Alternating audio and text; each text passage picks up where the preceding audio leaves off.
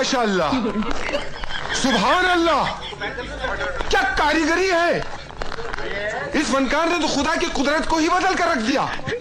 इस कारीगर को हम 5 लाख नहीं 50 लाख देंगे। और मेरे प्यारे दोस्तों, क्या हालचाल, सब मजे में?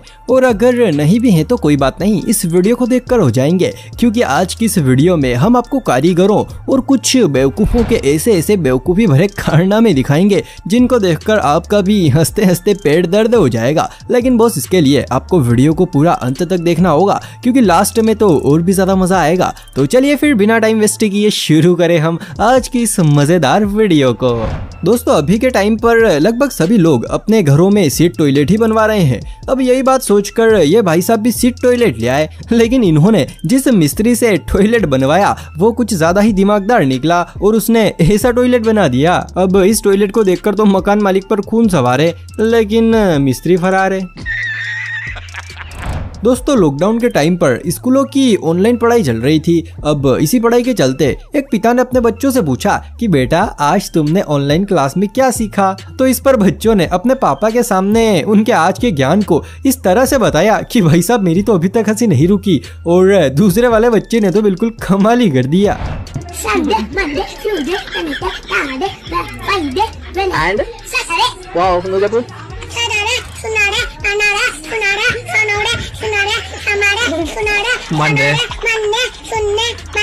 इस बच्चे को देखकर तो थोड़ा बहुत मैं भी सीख गया हूँ। शटरडे, शुनडे, मनडे, शुनाडे, शोनुडे। बस लायक है क्या? दोस्तों, बहुत सारे लोगों का ऐसा सोचना होता है कि पढ़ाई लिखाई का जिंदगी में कोई भी मतलब नहीं है, और मान लो अगर कभी पढ़ाई कर भी ली तो कौन सी नौकरी लग जाएगी। लेकिन दोस्तों देखो, मेरा मानना तो ये है कि पढ़ाई लिखाई का मतलब सिर्फ नौकरी करना ही नहीं है। अरे, चोरी करने में भी पढ़ाई चाहिए। अब जैसे कि आप इन चोरों को ही देख लीजिए, ये बैंक में ATM मशीन चुराने गए थे, लेकिन बेचारे पढ़ाई के अभाव के कारण गलती से पासबुक प्रिंटिंग मशीन उखाड़ लाए। और जरा इस व्हाइट शर्ट वाले चोर को तो देखो, ओहो हो, कैसे सीना तान कर खड़ा है, जैसे ये चोर नहीं बल्कि खुद ही पुलिस वाला है। और दोस्तों, यही नहीं, ऐसा ही हमारे पास एक और उदाहरण है। अब जरा आप इन दोनों नमूनों को देखिए। 100 रुपए की नोट की बजाय इन्होंने 250 का जाली नोट छाप दिया। सच में अगर इस दृश्य को मोदी जी देख लेना तो भाई साहब वो भी सिर्फ एक ही बात कहेंगे, भाइयों बहनों, यह देश बदल रहा है। दोस्तों, हमारे भारत देश में जनसंख्या की काफी ज्यादा वृद्धि हो गई है, और ये खास करके लॉकडाउन में हुई। अब इसी बढ़ती हुई जनसंख्या को रोकने के लिए सरकार कई तरह के नियम बना रही है, जिसमें से एक नियम ये भी है कि एक आदमी को 2 से ज्यादा बच्चे पैदा नहीं करने चाहिए। अब इसी बात को लोगों तक पहुंचाने के लिए सरकार कई तरह की कोशिशें कर रही है, जिसमें से एक कोशिश ये भी है कि 2 बच्चे हैं मीठी खीर, कि 2 बच्चे हैं मीठी खीर, भैया बाकी सब बवासीर। सच में दोस्तों, जिसने भी ये स्लोगन बनाया है ना, उसको मेरा दंडवत प्रणाम है। दोस्तों, भारत की आधी से भी ज्यादा सड़कें ऐसी हैं जिन पर गड्ढे पड़े हुए हैं, लेकिन फिर भी नगर निगम उन पर तनिक भी ध्यान नहीं देता। अब इसी चीज से परेशान होकर इन लोगों ने एक दिमाग लगाया और जहां जहां भी गड्ढे थे वहां पर पेड़ लगाने शुरू कर दिए। भाई, अब तो सड़कों पर भी फल लगेंगे, लेकिन मेरे ख्याल से इन फलों पर भी सरकार का ही राज होगा।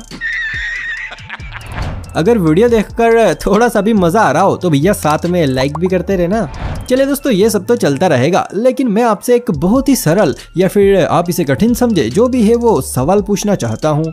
आप इस इमेज को बड़े ही ध्यान से देखिए और कमेंट में मुझे बताइए कि आखिर इस इमेज में मिस्टेक क्या है। अगर आपने मिस्टेक जो बता दी ना, तो भाई समझो मेरी नज़र में आप दुनिया के सबसे दिमागदार आदमी हो। तो जल्दी से मिस्टेक ढूंढकर कमेंट में बताइए। दोस्तों, एक और सरकार अपने स्वच्छ भारत मिशन के तहत लोगों के घरों में शौचालय बनवा रही हैं, और दूसरी ओर ये महान लोग शौचालय का ऐसे इस्तेमाल कर रहे हैं। भाई, अब शौचालय में दुकान कौन लगाता है? हमारे यहाँ ऐसा ही होता है। दोस्तों, RCC रोड अक्सर बनाने के कुछ ही सालों बाद बीच में से फट जाते हैं। खैर, अब तो ऐसा नहीं होता है, क्योंकि ठेकेदार सड़कों के बीच में कट लगाने लगे हैं, लेकिन पहले अक्सर ऐसा ही होता था। जैसे कि अब आप इस सड़क को ही देख लीजिए, यहाँ पर यह सड़क फट गई थी, तो फिर क्या, किसी तेजस्वी पुरुष ने आकर इसको टेप से चिपका दिया। वाह भाई, मानना पड़ेगा, क्या दिमाग लगाया है। अब तो ये सड़क भी अमर हो गई।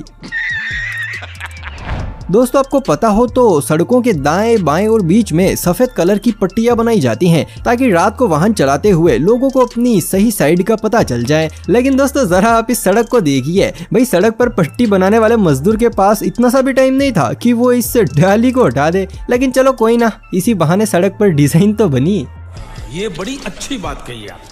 दोस्तों हम इंसानों में तो देखो सभी के परिवार होते हैं कि ये हमारा परिवार है और ये आपका परिवार है। लेकिन दोस्तों क्या आपने कभी गांव और शहरों का परिवार देखा है? नहीं देखा? चलिए कोई बात नहीं, हम दिखाते हैं। गांव का नाम है बाप, फिर दूसरा गांव है जिसका नाम है बीवी, फिर साली, फिर सहेली और फिर जेठानी और देवरानी। सच में अगर दादा दादी और पोता पोती जो मिल गए ना तो भैया पूरी फैमिली कंप्लीट हो जाएगी। दोस्तों कुछ लड़कियों में अब तक टिकटॉक का भूत सवार है और उन्हें जब भी मौका मिलता है वो अपना टैलेंट दिखाना शुरू कर देती हैं। अब जैसे कि यहाँ पर ये मोहतरमा अपना एक डांस का वीडियो शूट कर रही थी, लेकिन भाई डांस करते करते इनके साथ कुछ ऐसा कांड हो गया कि भाई साहब मैडम तो बस अपना पिछवाड़ा ही मलती रह गई।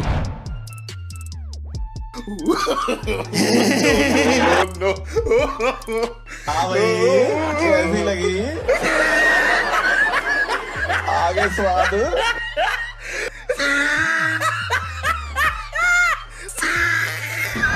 दोस्तों जिंदगी में ऐसे बहुत सारे काम होते हैं जो कि हमें दूसरों से छुपा कर करने पड़ते हैं, जैसे कि टॉयलेट। ये जिंदगी का एक ऐसा दूसरा काम है जो हमें लोगों से छुपा कर करना पड़ता है। और हाँ, मैंने दूसरा बोला, पहला नहीं बोला। समझ रहे हो? समझ रहे हो आप?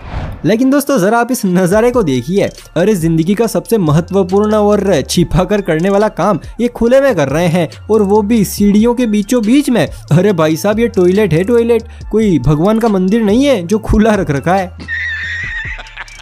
दोस्तों बरसात के पानी को निकालने के लिए अक्सर सड़कों पर नाले बनाते हैं ताकि सड़कों का सारा पानी उनसे होकर बाहर निकल जाए। लेकिन दोस्तों जरा आप इस नाले को देखिए, भाई इसको देखकर तो ऐसा लगता है जैसे ये छोटी मोटी बारिशों के लिए नहीं बल्कि बाढ़ जैसे बड़े हालातों के लिए बनाया गया हो।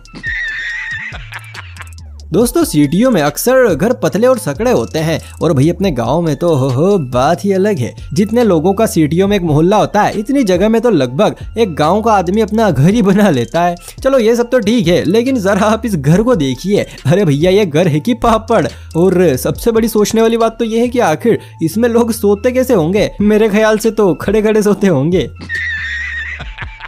लेकिन देखो भाई असल इनाम का हकदार तो मिस्त्री है, क्योंकि भैया ये मुजस्सिमा तो उसी ने तैयार किया है, तो फिर इनाम तो बनता है गुरु। बात तो सही है।